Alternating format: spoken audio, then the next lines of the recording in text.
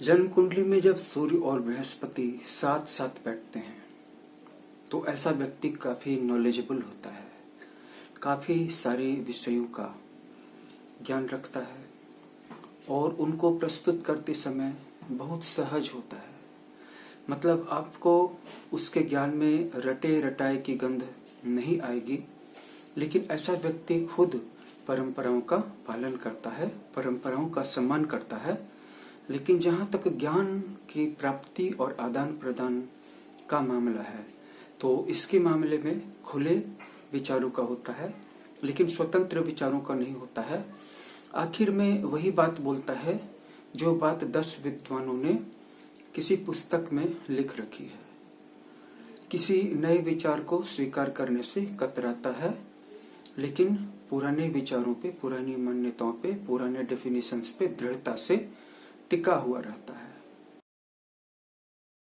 जब शनि और गुरु एक साथ युति बनाते हैं जन्म कुंडली के किसी भी भाव में, तो व्यक्ति के कार्य करने की क्षमता बहुत ज्यादा बढ़ जाती है और वह अपने कार्यों के कारण समाज में, देश में, पूरी दुनिया में एक छाप छोड़ने में सफल हो जाता है। और उसकी महानता की कोई सीमा नहीं होती।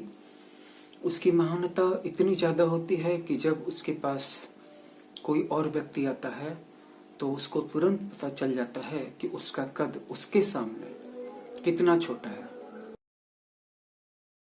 शनि और शुक्र युति बनाते हैं, चाहे किसी भी भाव में बनाते हों। अगर ये युति अशुभ ग्रहों से दृष्टि के द्वारा इत्यादि के द्वारा पीड़ित न हो तो ये धन योग का निर्माण करता है। मतलब शनि और शुक्र साथ साथ हो तो वैसे भी ये दोनों एक दूसरे के मित्र हैं, तो ये धन देने का योग है। जब शुक्र और राहु साथ साथ में हो तो दो योग बनते हैं। पहला होता है अपार संपत्ति का और दूसरा योग फ्लर्टिंग का। यानी कि ऐसे जातक के पास संपत्ति अपार होगी, जरूरत से ज्यादा होगी, ऐश्वर्यशाली होगा, वैभवशाली होगा, महाधनी होगा, लेकिन उसमें फ्लर्टिंग की हैबिट होगी। मतलब जहां कहीं भी सुंदर स्त्री को, सुंदर नारी को दिखेगा तो उसकी बड़ाई करने लगेगा। मतलब शुक्र राहु युति वाला जातक जहां कहीं भी सुंदर स्त्री दिखेगा, महिला दिखेगा, वहां पे वो उनकी बड़ाई करने लगेगा, उनके आसपास मंडराने लगेगा।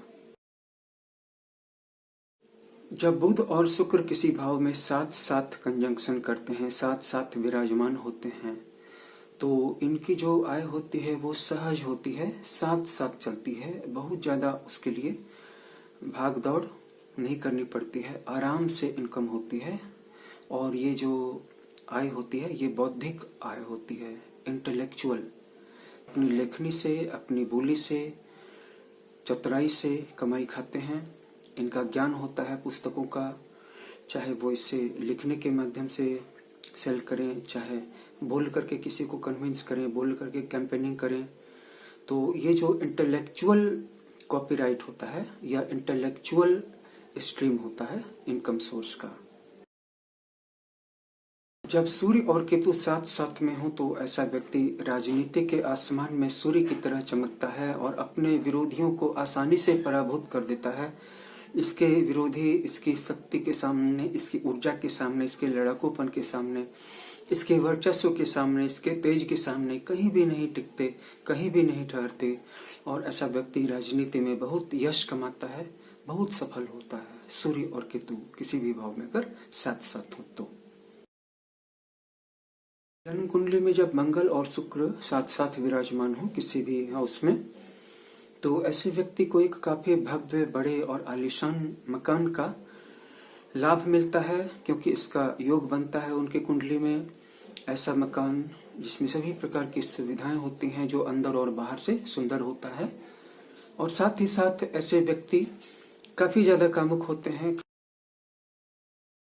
जन्म कुंडली के किसी भी भाव में जब बुध और राहु साथ साथ विराजमान होते हैं तो ऐसे जातक को बहुत प्रकार की विद्याओं का ज्ञान होता है, जो आमतौर पर किसी अन्य व्यक्ति के लिए पॉसिबल नहीं होती है, क्योंकि एक विद्या की ही मास्टरी करने में आपका आधा जीवन निकल जाता है। लेकिन इनके पास कुछ ऐसा हुनर होता है, ऐसा तजुर्बा होता है कि ये एक साथ बहुत सारी विद्याओं पे, स्ट्रीम्स पे, नॉलेजेज पे मास्टरी हासिल कर लेते हैं और सभी में पूर्ण पारंगत होते हैं। तो सूर्य और मंगल जब साथ साथ बैठे हो किसी भी हाउस में, तो इस योग से पदोन्नति योग बनता है। इनकी युति से आप किसी भी नौकरी में हो, आपका प्रमोशन हो जाता है।